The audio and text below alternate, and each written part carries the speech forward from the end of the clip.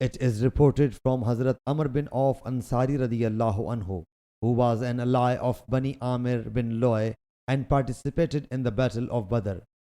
Allah's Apostle sallallahu alaihi wasallam sent Abu Ubaidah bin al-Jarrah to Bahrain to collect jizya.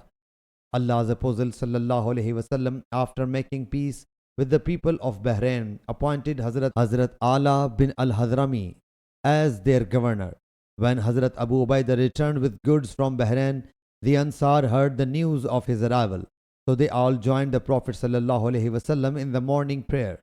After performing the morning prayer with them, when the Prophet sallallahu alaihi wasallam was going to leave, they came before him.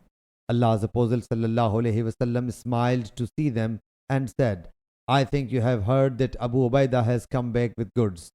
They submitted, "Yes, O Allah's Apostle sallallahu alaihi wasallam."